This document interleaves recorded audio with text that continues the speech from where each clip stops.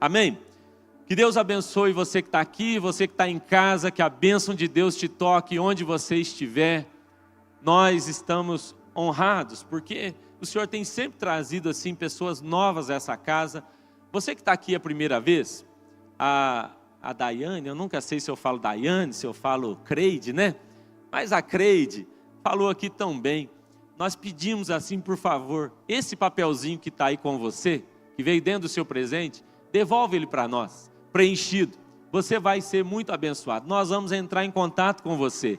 Eu mesmo, amanhã, vou te enviar uma mensagem. Toda segunda-feira eu gravo um áudio para cada um dos visitantes, agradecendo a presença, orando por você. Então preencha, você vai receber o nosso contato. Se você quiser alguma oração, nós vamos orar. Se você precisa de uma visita, nós vamos te visitar. Se você quer participar de uma célula, nós vamos conseguir uma célula bem próxima aí de você. Então é importante que você preencha, como a Creide falou aqui para nós. É muito bom no domingo comer aquele churrasco, mas ninguém vive disso todo dia, não é? É gostoso, mas tem o arroz com feijão que é o que sustenta de verdade. Então vir só a um culto é muito pouco. Isso não será suficiente para nós. Jesus disse, nem só de pão se alimenta o homem, mas da palavra que sai da boca de Deus. O que ele estava dizendo? Olha, da mesma forma que você come pão todo dia, você se alimenta aí com 3, 4 refeições ao dia, você deveria se alimentar do Senhor. E nós queremos te ajudar. Billy Graham, ele disse o seguinte, o homem está em decadência porque ele faz 4 refeições quentes por dia. E depois ele quer fazer uma refeição fria do Senhor por semana. Ele falou, não vai dar certo. Não vai dar certo. Se você não se alimentar durante toda a semana do Senhor, o seu domingo vai ser frio e vai ser ruim, tá bom? É a nossa orientação para você, insistimos nisso toda vez. Irmãos, eu tenho uma palavra para repartir com os irmãos, e durante a leitura do nosso circuito de oração, você está fazendo? Quantos estão conseguindo fazer a oração anual da Bíblia aí? Tá em dia? Está conseguindo fazer? Então, irmãos, se você vem fazendo a leitura certinho, você vai perceber que o texto que nós vamos hoje ministrar, você leu esse texto ali na quinta, na sexta-feira, um pouquinho no sábado, mas nós lemos, é uma parte da nossa leitura anual. Enquanto eu estava lendo, irmãos, foi muito interessante porque antes ainda da leitura desse texto, eu tinha ouvido algo de Deus em um dos devocionais. E a frase de Deus para mim era, barco à deriva.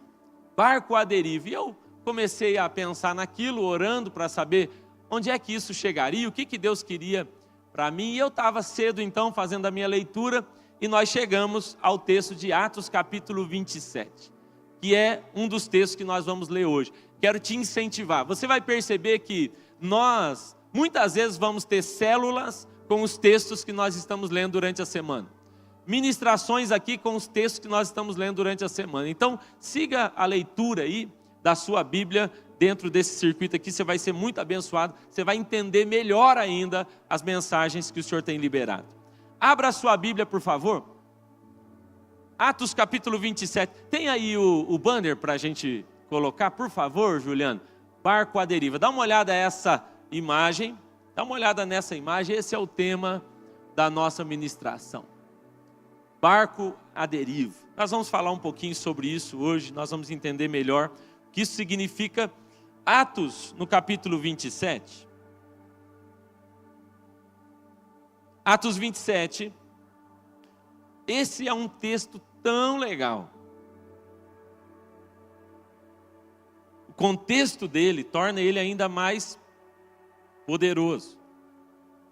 Paulo, ele está sendo levado a julgamento. Você deve conhecer a história, eu vou contar um pouquinho melhor do contexto depois. Mas Paulo, quando ele é levado a julgamento, então ele recorre a César. César seria a última instância. Quando ele recorre a César, ele tem que agora ser levado preso de Jerusalém para Roma. Só que é muito distante. Por terra seria 4.500 quilômetros. Por água, 2.500 quilômetros. De qualquer forma, seria muito longe. E eles vão por água. E ele pega um barco, pega outro barco, eles vão pegando aqui barco para chegar nesse lugar onde, teoricamente, Paulo seria morto, seria julgado, condenado. Mas o que acontece é que o barco começa a ter problemas. Então eles começam a entrar em tempestades, e você vai ver, a partir do verso 13, olha só. E soprando um vento fraco do sul, e supondo eles ter obtido o seu propósito, levantando as âncoras, perceba que eles tiraram as âncoras, e aí começou o problema. E eles navegaram próximo a Creta. Mas não muito depois, levantou-se um vento tempestuoso, chamado Euroaquilhão. É um tipo de vento que eles chamam. E apoderando-se do barco, e não podendo endireitá-lo, em direção ao vento, desistimos e ficamos à deriva. Dá uma olhada nessa tradução, e ele diz, não podendo endireitá-lo em direção ao vento, desistimos. E ele vai usar essa expressão, ficamos à deriva. E aí o verso 16 diz, e correndo abaixo de uma ilha chamada de Cláudia, tivemos muito trabalho para recolher o bote. Tendo recolhido, reforçaram o navio com cordas, temendo ficarem presos na Sirte. Arriaram as velas e deixaram-se levar. Novamente, está dizendo aqui nessa tradução, e foram ao léu. É uma boa tradução, mas a tradução que eu quero enfatizar aqui com os irmãos, a King James vai dizer, e foram novamente à deriva. Diga comigo, deriva. Você vai perceber que essa palavra, ela aparece aqui, e o texto original usa exatamente essa palavra. 2 vezes você vai ouvir ele dizendo, e o barco ficou à deriva. E o barco ficou à deriva. Por isso o tema dessa mensagem hoje, barco à deriva. Agora, abra comigo também em Hebreus, no capítulo 6. Hebreus no capítulo 6.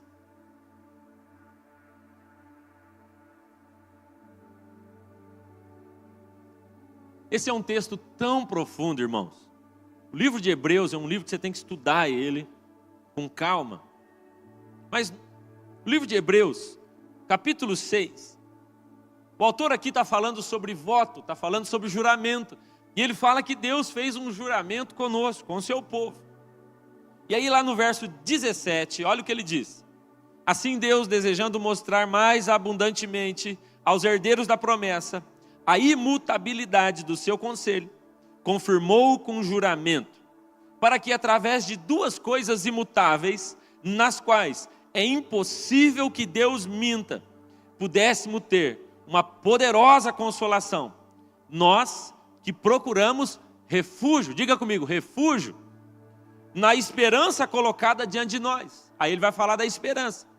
Esperança essa que temos como âncora da nossa alma, segura e firme, e que penetra até o Santo dos Santos, onde o precursor entrou por nós, o próprio Jesus, feito sumo sacerdote, para sempre, segundo a ordem de Melquisedeque. Amém?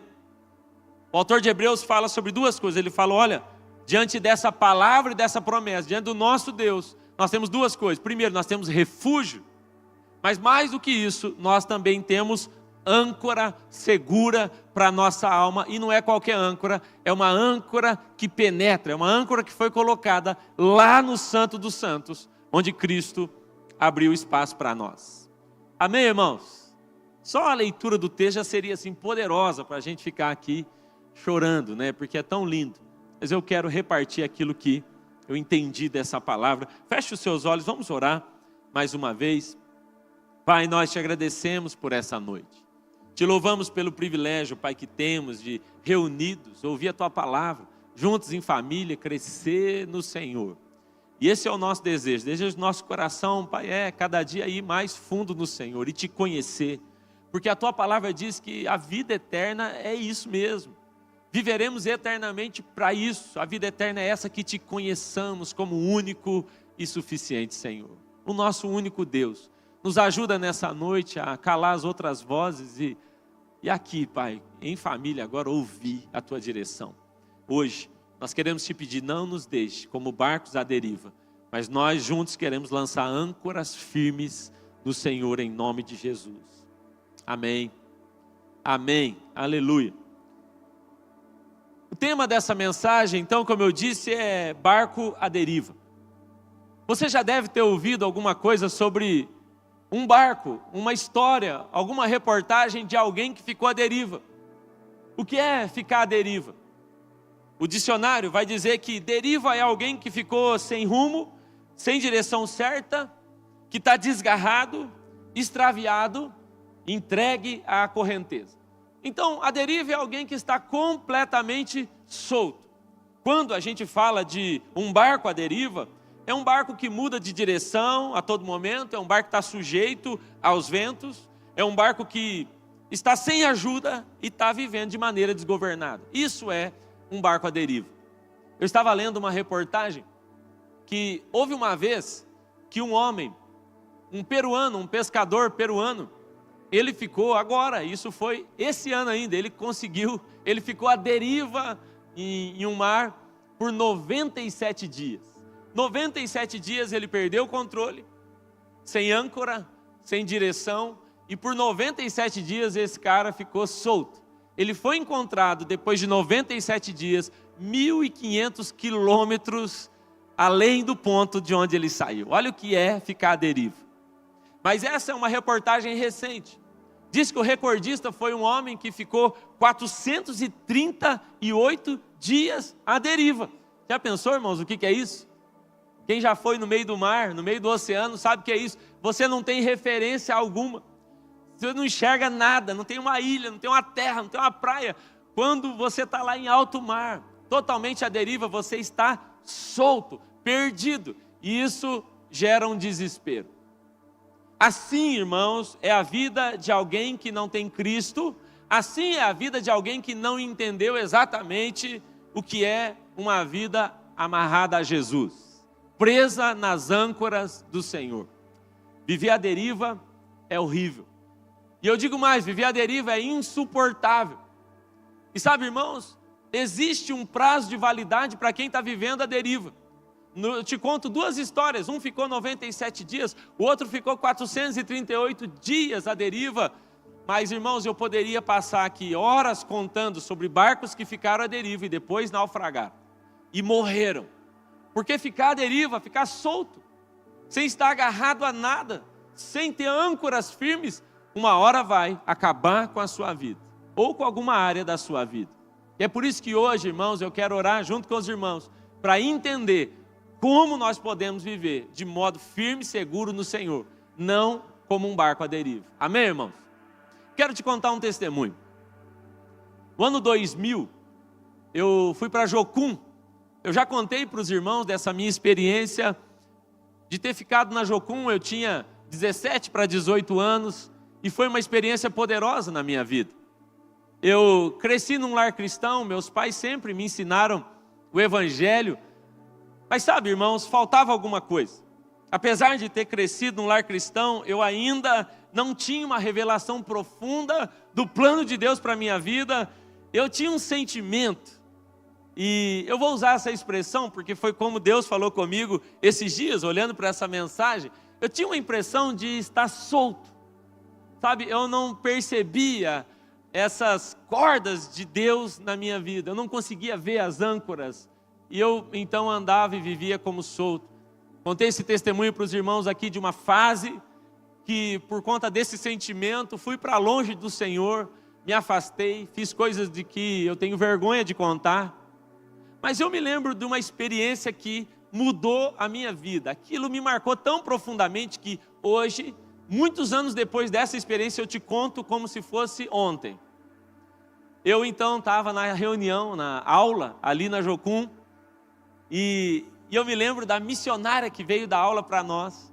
Eu me lembro exatamente do rosto, da roupa que ela estava, uma mineira que falava com muito sotaque, e ela então começou a ministrar.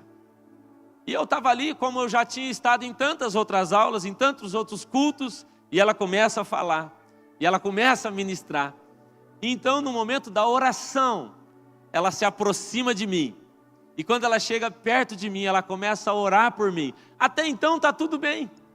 Mas então, ela começa a dizer, você não está solto. Você não está solto. Irmãos, ela começa a falar de histórias da minha vida, de partes da minha vida que ninguém sabia.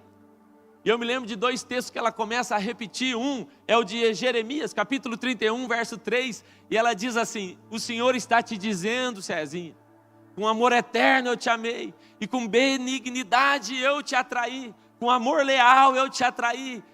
Oséias, capítulo 11, verso 4, foi o texto que marcou a minha vida naquele dia.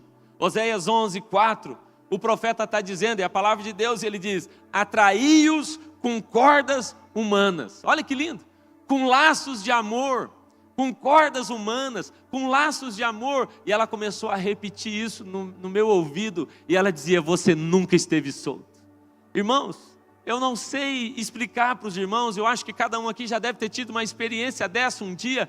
De repente, o que ela falava começou a entrar no meu interior, e eu senti tremer o meu coração, e eu sabia que era Deus falando comigo. Ela dizia, Ele te amou com amor eterno, e Ele vem te atraindo pelos anos da sua vida. Ele te envolveu com cordas humanas, Ele te atraiu com laços de amor. Você está amarrado a Ele. Você tentou ir para longe, mas Ele te amarrou a Ele. A minha vida, irmãos, daquele dia, nunca mais foi a mesma. Eu tive a convicção de que eu sempre tive envolvido num grande plano, num grande projeto de Deus. Nunca estive solto. Satanás me convenceu de que eu tinha ficado solto em algum momento. Sabe, irmãos, eu nunca tive dificuldade de reconhecer a soberania de Deus. Mesmo ali, ainda sem ter uma experiência profunda, eu nunca tive dificuldade. Eu acho que a maioria de nós não tem essa dificuldade de reconhecer que Ele é o Todo-Poderoso, que o nosso Deus é onisciente, onipresente, que o nosso Deus é onipotente. Quantos reconhecem que o nosso Deus é poderoso dessa forma? Levanta a mão. Eu nunca tive dificuldade de reconhecer que Deus é assim. Isaías capítulo 40 fala assim, Ele dá nome às estrelas, Ele colocou e mediu as águas na concha da sua mão, Ele mediu o céu a palmos, Ele tomou o universo na mão e colocou numa balança. Olha o que a Bíblia está falando do Deus soberano. Ele é o Deus que consegue colocar toda a água do oceano na concha da sua mão. O céu Ele mede a palmos. Ele é o Deus soberano. Essa não é a dificuldade do crente. A dificuldade do crente não é entender a soberania de Deus. A dificuldade do crente, assim como era a minha, era entender que um Deus soberano assim se importava comigo. O meu pensamento sempre foi, Ele tem mais o que fazer. Ele tem tanta coisa para fazer. Como Ele se importaria com um menino de 17 anos? Como Ele se importaria? Então, quando aquela mulher começa a orar e dizer, Ele te amarrou com cordas humanas, Ele te envolveu, e ela começou a citar coisas da minha infância. Ela dizia, Ele te envolvia, você não percebeu, você nunca teve solto, você achou que estava solto, você achou que você era mais um no meio da multidão, mas você nunca foi.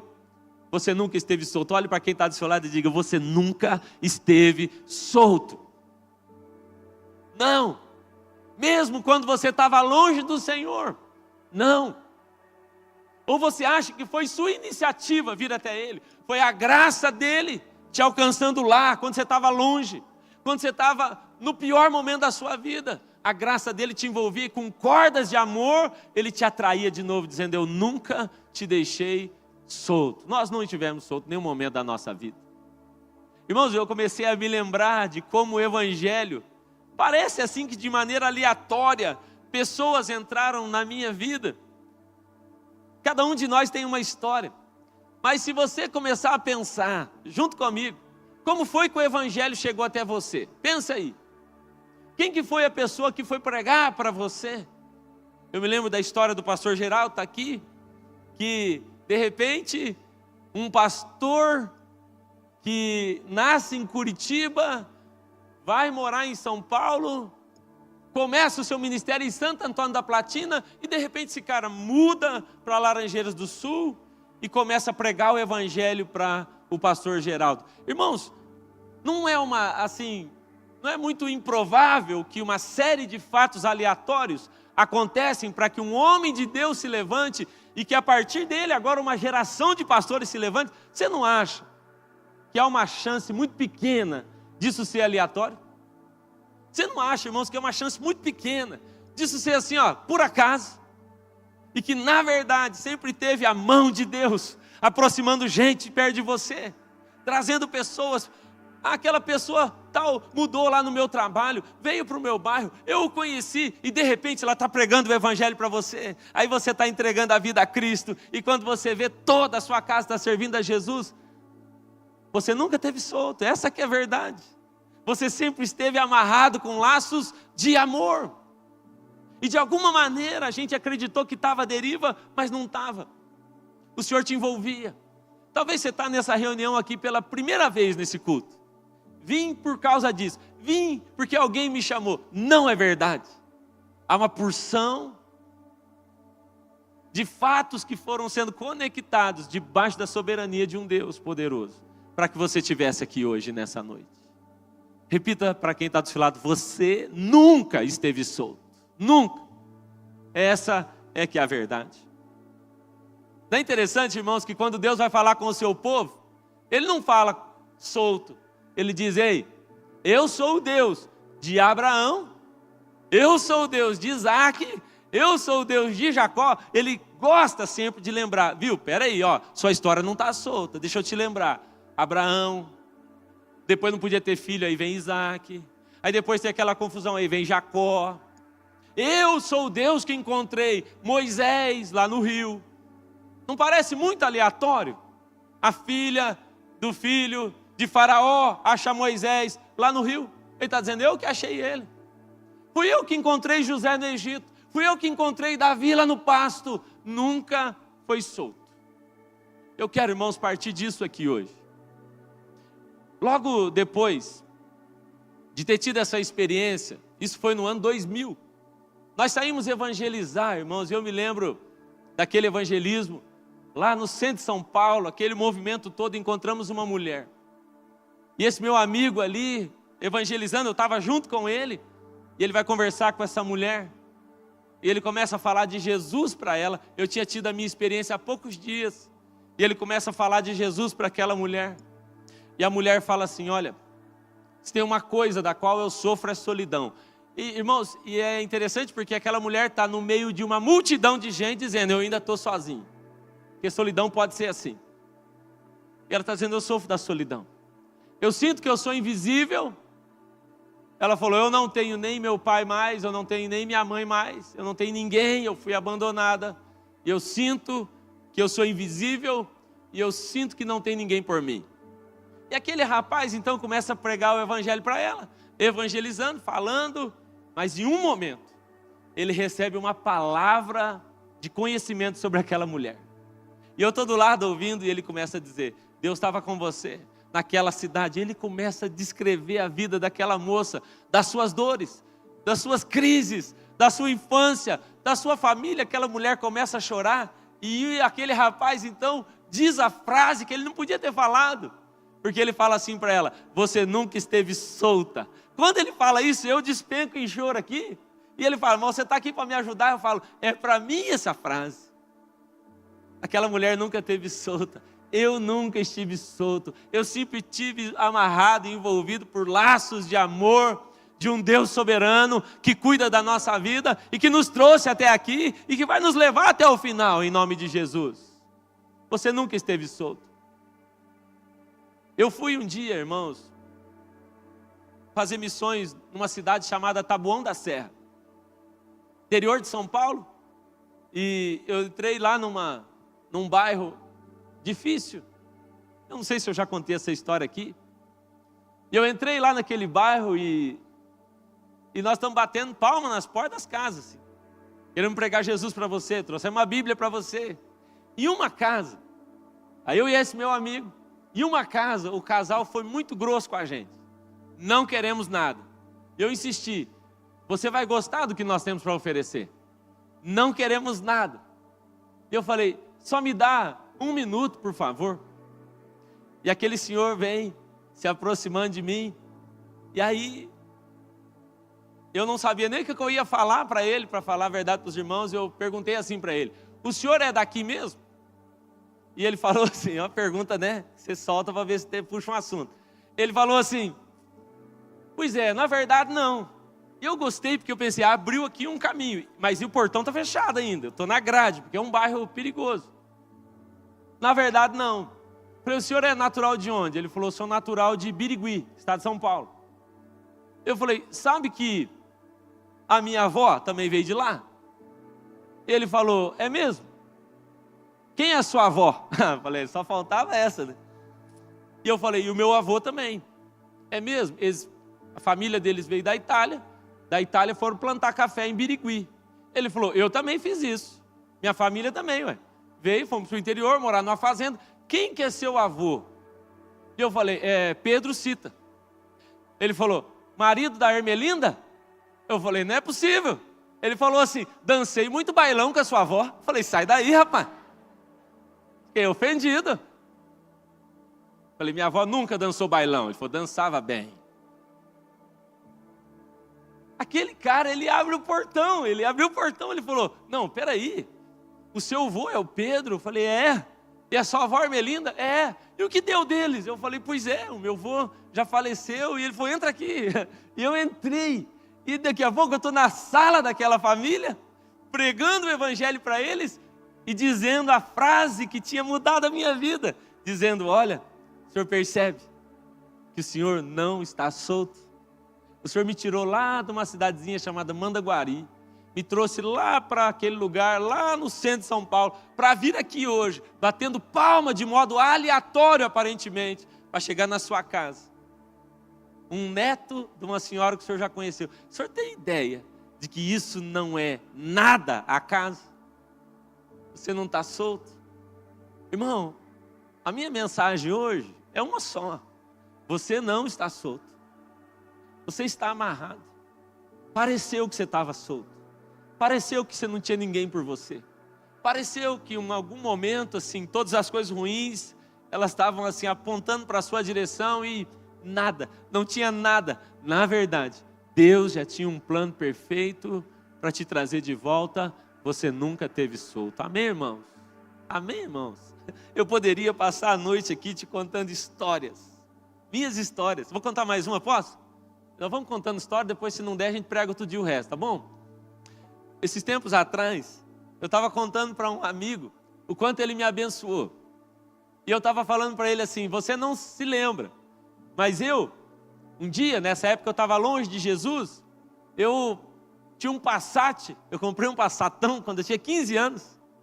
Só que eu comprei um Passat porque eu gostava de acelerar e tirar racha, e estava ali. E eu me lembro então um dia que nós organizamos tudo, deixei o carro preparado, e eu saí, porque aquela madrugada a gente ia para a BR para medir os carros ali e ver como é que estava andando. E o meu estava bem bom, Tripo, bem arrumadinho. E aí, saí, dei a volta no quarteirão, dei umas testadas nele assim, falei: tá pronto, e avisei o pessoal: podemos ir. O carro apagou tudo, o farol não acendia, nada, o motor nada, nós nem entendemos o que aconteceu. Depois de ficar muito bravo, eu voltei empurrando com o carro para casa, normal, né, Tri? Voltei empurrando e coloquei ele no quintal assim, nervoso, tarde da noite isso. Só que eu morava em frente à igreja, irmãos. Olha só, você nunca está solto, né? Está amarrado de algum jeito. Deus põe um crente na vida da gente, né? Sempre tem um crente na vida da gente, não tem sempre? Aí eu estou lá, eu olhei de frente da igreja, tinha um grupo, num ônibus. E aí o pastor Mateus, que é o pastor da Zoe hoje lá de Florianópolis, ele está lá na frente e vem me ver. O que aconteceu com o carro aí, Cezinha? Falei: pois é, rapaz. E eu desviado. Pois é, o carro não funcionou. Ele falou: cara, você não quer aproveitar? Seu fim de semana já era mesmo? Vamos com a gente para um acampamento? E eu já não tinha mais nada para fazer, aceitei, irmão. Nem tinha lugar no ônibus para eu sentar. Eu tinha que sentar no chão do ônibus, veja só. Ele já me convidou sabendo que não tinha lugar. E foi nesse lugar, foi nesse acampamento, que pela primeira vez eu entendi do meu chamado. Aí eu estou contando para ele esses tempos, essa história, você me abençoou tanto, rapaz, agora em janeiro, você me abençoou tanto e tal. E eu falei, porque o meu carro foi estragar justo naquele dia. E o Espírito Santo falou comigo, fui eu que estraguei seu carro. Eu que estraguei seu carro. Eu já tinha um plano para você. Eu já tinha um ônibus esperando você. Eu já tinha uma turma para te levar. Eu sempre quis você nesse lugar que você está agora. Irmãos, fala de novo para quem está do seu lado, você nunca esteve solto. Você não está solto agora. A pior coisa, irmãos, a pior maneira que a gente pode viver é acreditando que a gente está solto. Acreditando assim, eu estou por conta. Eu preciso fazer as minhas coisas. Eu vou ter que dar conta da minha vida. Não há ninguém por mim. Tudo que Satanás quer que a gente acredite você é um barco à deriva. Não há nada na sua vida que importe ao Senhor. O Deus soberano está tão ocupado com as outras coisas que Ele não tem tempo para você. Isso é uma mentira diabólica. Você lembra como o inimigo fazia com o povo de Deus? Ele retirava ele e levava para a Babilônia, levava cativo, porque ele quer desfigurar a identidade daquele povo. Ele muda o nome, ele leva eles para outro lugar. E ele vai tentando arrancar qualquer vínculo que os amarre a Deus. Todo tipo de vínculo, todo senso de pertencimento, ele quer romper aqui. Eu vou te levar para o pecado, eu vou te levar para um lugar que você não vai se lembrar que existe Deus mais. E ele leva aqueles caras para lá. Muitos de nós aqui estivemos tão envolvidos com o pecado algum dia, desejando a morte, porque envolvido com o pecado parece que a gente está solto. Satanás vai quebrando os vínculos e dando para nós assim zero senso de pertencimento. Então de repente aqueles jovens estavam na Babilônia, com nomes trocados, longe de tudo, longe da igreja, e eles estão lá. Essa é a maneira que Satanás atua, esse é o jeito que ele vai atuar. E ele perguntou na tentação para Jesus, se você é filho mesmo, faz alguma coisa. Se você de fato está amarrado a um Deus, por que você está passando fome? Se você de fato tem um Deus por você, por que você tem que ir para a cruz? Por que tanto sofrimento se você tem um Deus que te amarrou com laços de amor? Então a tentação de Satanás vai ser sempre nos levar a um lugar onde a gente questiona se a gente de fato está amarrado a um Deus soberano, que sabe de todas as coisas, ou se a gente está sozinho nesse mundo. Sozinho nesse mundo, irmãos, é o termo que a gente aplica muito bem a um barco à deriva. Paulo 2 vezes vai dizer, e ficamos à deriva. Por 2 vezes você vai ouvir Paulo dizendo, nós estamos à deriva. Sabe o que é mais legal? Naquele barco, tudo está à deriva. O barco, os prisioneiros, o capitão, o marinheiro, todo mundo está à deriva, menos uma pessoa. Paulo não está à deriva. É interessante? Ele está olhando para tudo e está dizendo, vocês podem até estar, mas eu não estou à deriva. As afirmações de Paulo, irmão, são tão poderosas. Ele diz assim, gente, pode ficar calma aí, porque o Deus de quem eu sou e a quem eu sirvo me falou, fique em paz, ninguém vai morrer, a coisa vai dar certo, vai perder o barco, mas ninguém vai morrer. Olha a ousadia desse cara, em dizer, o mundo pode estar à deriva, vocês podem estar à deriva, mas eu sei que eu estou amarrado a um Deus que tem palavra. Então a história de Paulo, aqui em Atos capítulo 27, é uma história maravilhosa. Esse cara está sendo condenado injustamente, foi levado já a alguns tribunais, eles estão acusando ele. Sabe qual é a grande acusação de Paulo? Que Deus nos ajude, que a gente seja acusado da mesma coisa. A grande acusação de Paulo é que ele prega uma doutrina onde Cristo não ficou morto. Olha que legal que é. A doutrina de Paulo é, os mortos ressuscitam. Jesus ressuscitou e por conta disso agora ele está sendo condenado. É levado a um tribunal, é levado a outro tribunal. Deus fala com ele, é necessário que você vá até César. E César está em Roma, a última instância. E nesse caminho, irmãos, parece que no caminho de cumprir o propósito de Deus, parece que em algum momento o barco ficou à deriva. Quem está olhando para a história de Paulo está dizendo, esse cara está perdido, esse cara está solto.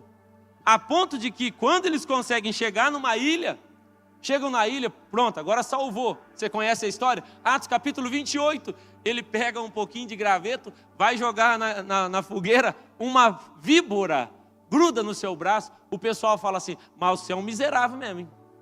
esse aí é um cara desgraçado, esse aí está lascado, porque ó, já sobreviveu ali aquele barco à deriva, e agora vem uma víbora, vai morrer, vai acabar com a vida dele. Está todo mundo olhando para ele dizendo, esse aí está solto. Olha só os seus pais, nunca cuidaram dele. Olha só, não tem uma família por ele. Olha, o casamento dele deu errado. Olha, esse aí está solto, está acabado, já está velho, não casou, passou da idade de ter filho. Esse aí acabou, está todo mundo dizendo de Paulo o que dizem da gente, muitas vezes. Paulo está dizendo, ei, eu não estou à deriva, eu não estou solto, eu estou amarrado a um Deus poderoso. Vocês não têm ideia? É maravilhoso, irmão, servir ao Senhor. Servir a Deus é a coisa mais maravilhosa do mundo. Está todo mundo achando que a gente está solto, e a gente sabe que com cordas de amor, Ele vai nos atrair, nos levar novamente para o lugar dEle. Amém, irmãos? Então a grande pergunta que eu quero responder aqui com os irmãos é, então nós não queremos ser barcos à deriva, amém? Não queremos viver dessa maneira, não somos barco à deriva. Mas então, o que é que a gente precisa fazer para o nosso barco, a nossa vida não ficar à deriva? Bom, de maneira prática, a resposta é, você precisa de âncora. Hebreus capítulo 6, verso 17 ao 20, é um texto maravilhoso. Entenda isso, irmãos, quando você está diante de uma tempestade, quem aqui já esteve pescando e pegou um tempo ruim? Deixa eu ver, alguém? De barco assim, pegou tempo ruim pescando, já pegou? A Dília está ali levantando a mão. A gente nem chama de âncora, a gente chama de poita, não é? É uma poita, qualquer coisa ali, mas ela funciona como uma âncora. Mas mais do que ter uma âncora, você faz outra coisa. A Bíblia diz de duas coisas que você tem que ter para poder não deixar o seu barco à deriva. Ele fala o seguinte, olha, nós que pomos nosso refúgio em reter a esperança proposta, temos também como âncora da nossa alma a esperança em Jesus. Então, veja só o que ele está dizendo. Quando você está num lugar e o tempo começa a ficar feio, você faz duas coisas. Primeiro, você encontra um refúgio. Você vai para um lugar onde você possa ancorar. Então não é só ter a âncora, é ter a âncora e o refúgio. Diga comigo, refúgio e âncora. Então ele ensina para nós, a Bíblia vai nos ensinar, você vai encontrar isso no Salmo 46, 91, Isaías 25, a Bíblia dizendo, Ele é o nosso refúgio e fortaleza. Socorro bem presente na hora da tribulação. Já aconteceu, Adílio? Você está lá no alagadão e vem aquele tempo ruim, o que você faz? Você fica lá no meio e solta a âncora? Não, você não faz isso. Você acha um refúgio, encosta ali numa ilhazinha, onde você fica escondido, o vento está vindo de cá, você esconde no refúgio e ali você solta a âncora. Você tem que ter as duas coisas. Então nós precisamos de um refúgio, diga comigo, refúgio. Nosso refúgio é Jesus, amém? Nosso refúgio é a palavra de Deus, amém? Mas você vai encontrar também no texto bíblico, falando sobre muitas âncoras. Por exemplo, o barco que Paulo estava, eles tinham âncoras no plural. E em determinado momento eles soltaram 2, em outro momento eles soltaram 4. Então, irmãos, eu quero assim repartir poucos minutos aqui com os irmãos, algumas âncoras que nós devemos lançar para a gente não ficar à deriva, amém? Você quer entender algumas âncoras assim para você não ficar à deriva?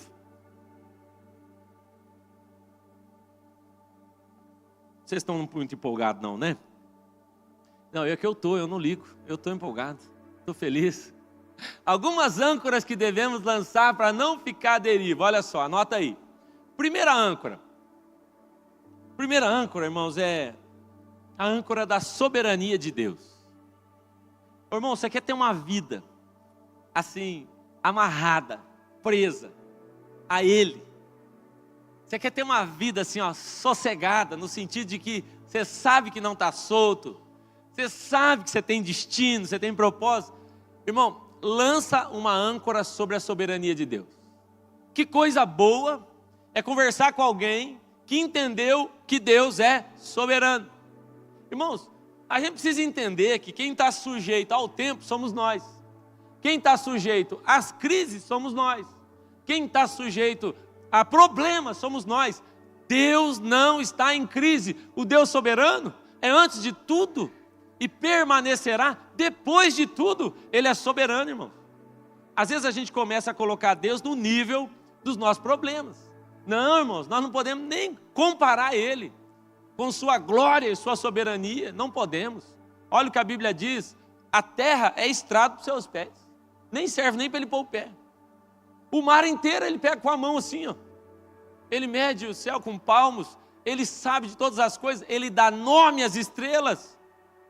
Não.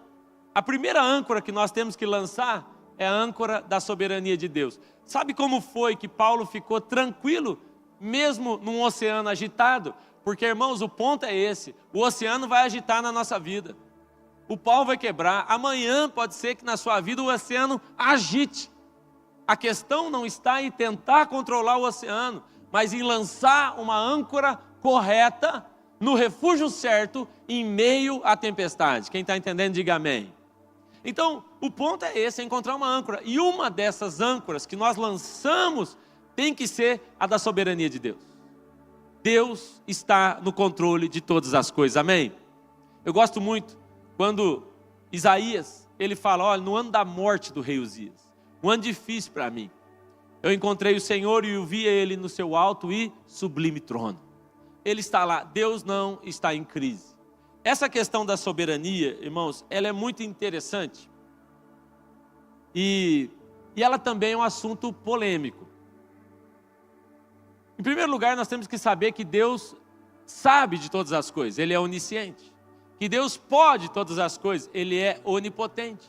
O Salmo 139 diz que Ele já escreveu todos os dias da nossa vida. O Deus soberano. Sabe, irmãos, eu já contei aqui para os irmãos, entender a soberania de Deus é uma coisa difícil para nós. Vocês sabem que 7 anos antes de Suelen engravidar do Lucas, o Deus que nunca deixa nada solto, já tinha dado para nós uma mala, um nome e uma promessa. Eu gosto de reafirmar isso no coração do Lucas: você nunca esteve solto.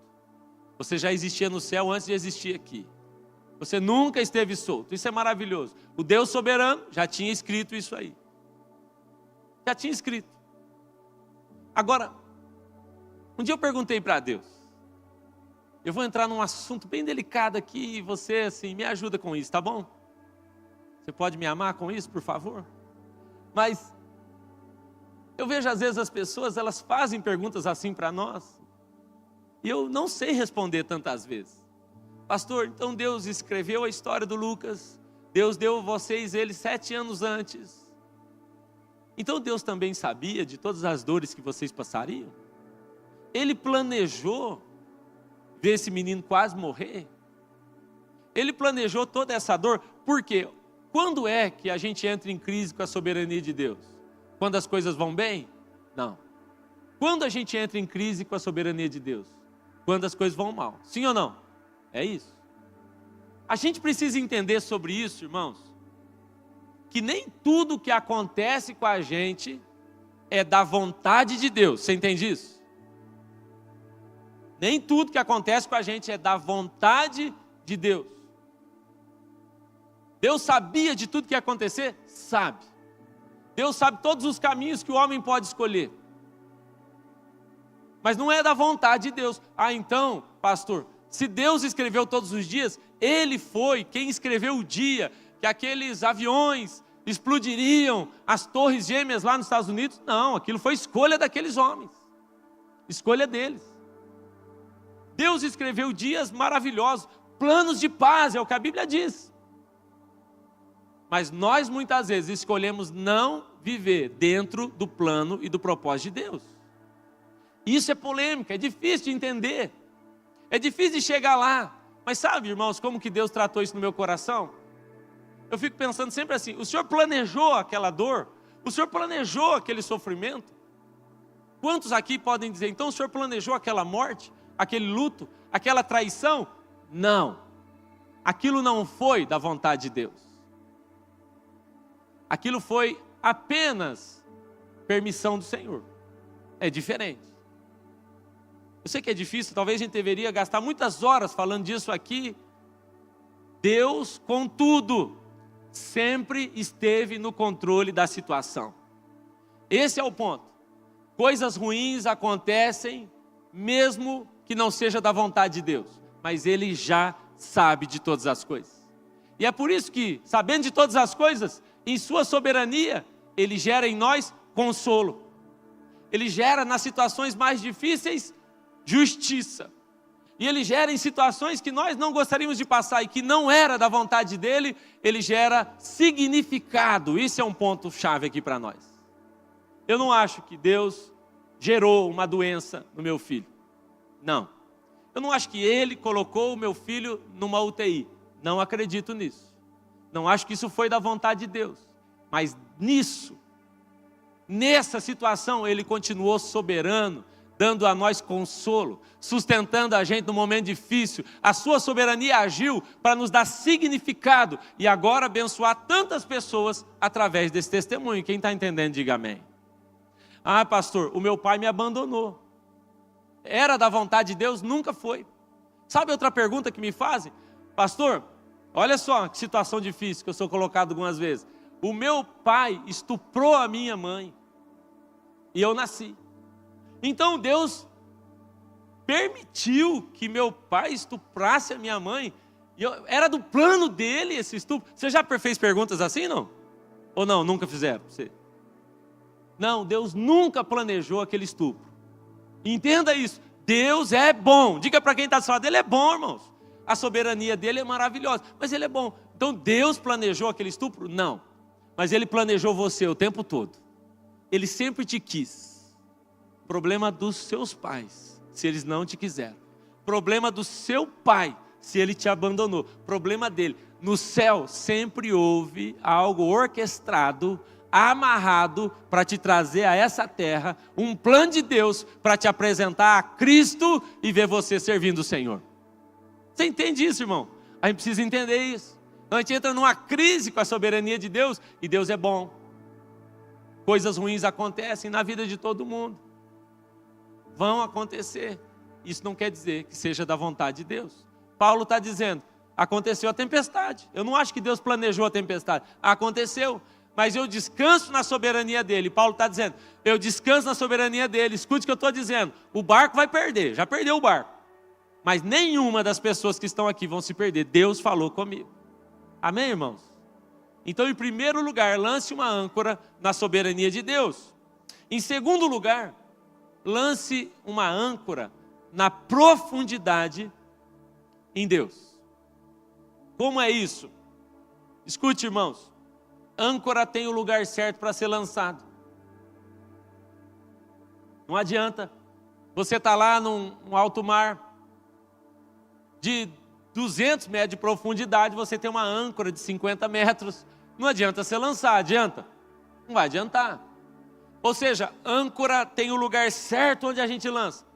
E o texto aqui diz, olha só o que o texto diz. Temos esta esperança como âncora da alma, firme e segura. Agora, olha o que a Bíblia diz. A qual adentra o santuário de Deus por trás do véu, lá no Santo dos Santos. Olha o que ele está dizendo. Que você quer ter uma âncora firme? Comece no seu coração a confiar na soberania de Deus. Deus é soberano, Ele sempre me quis, tem um plano para mim, um plano para minha família. Em segundo lugar, lance a sua âncora lá no Santo dos Santos. É isso que a Bíblia está dizendo. A âncora da nossa alma não é simplesmente dizer, eu acredito em Jesus. Não é isso que o texto está dizendo. O texto diz que âncora para a nossa alma é lançar essa âncora lá no interior do santuário, no lugar santo por detrás do véu. Então não é sobre, por que tem gente que conhece Jesus e continua instável? Você não conhece gente assim? Você nunca questionou a pessoa que diz assim, não, eu sou de Jesus, vem aqui, serve no ministério, lidera a célula, vira pastor, batiza, e depois de um tempo está vivendo no pecado? Você nunca questionou isso? Aquela pessoa nunca teve uma âncora? Não, ela até tinha. O problema é que ela não lançou essa âncora no lugar profundo do Santo dos Santos. Aí que está. Ele está dizendo, gente, nós vamos ter que ir num lugar mais fundo. Âncora firme é uma âncora que você lançou na intimidade e profundidade com Deus. Nós não nos tornamos inabaláveis, irmãos, por conta da nossa força, nosso controle emocional, Nos tornamos cada dia mais inabaláveis à medida que conhecemos a Cristo. A nossa constância e permanência, a nossa firmeza está associada ao quanto conhecemos dele. Então, âncora tem que ser lançada no lugar certo.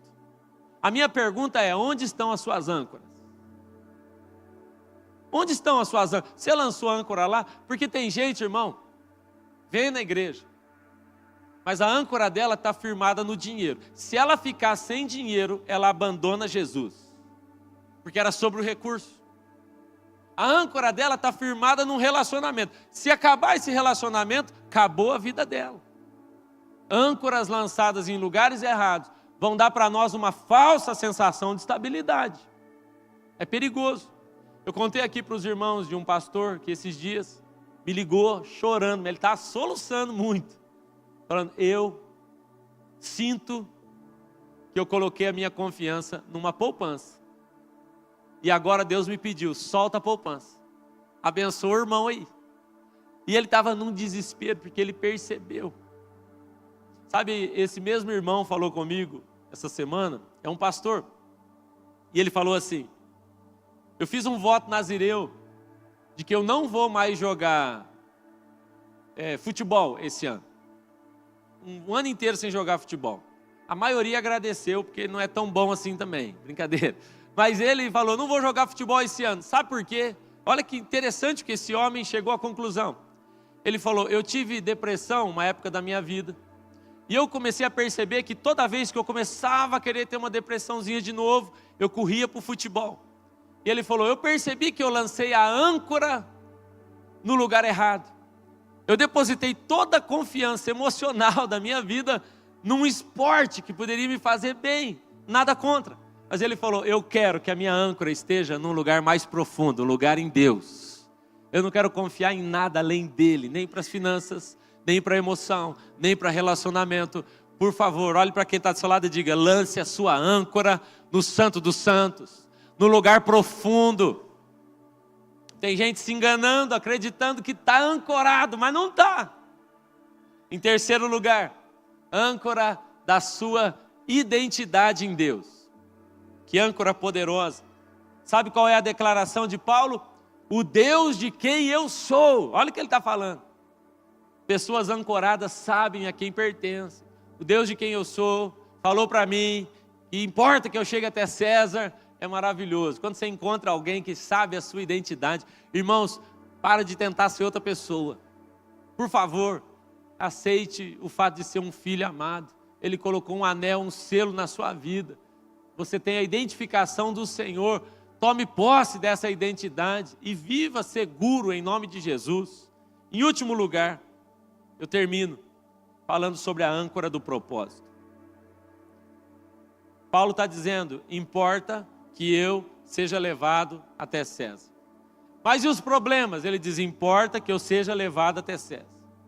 Mas o pau está quebrando, a tempestade está forte. Importa que eu seja levado até César. Deus me disse que o meu propósito vai se cumprir. Ele afirmou comigo que pensa num homem que tem uma âncora lançada, firmada a respeito do seu propósito em Deus. Irmãos, eu quero te desafiar a viver uma vida estável, constante no Senhor.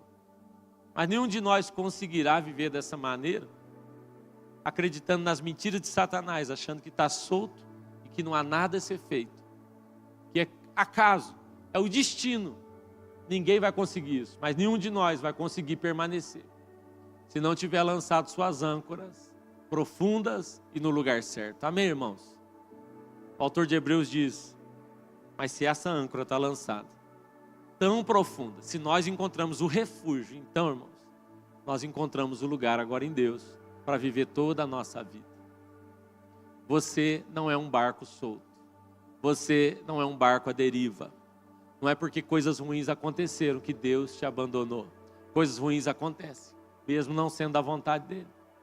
Mas o Deus soberano está no controle de todas as coisas. Ele vai gerar sobre você consolo, justiça, significado. As suas dores vão se transformar em testemunhos poderosos. Em nome de Jesus. Amém? Estamos amarrados você não está solto. Fique de pé, por favor. Quero orar com os irmãos.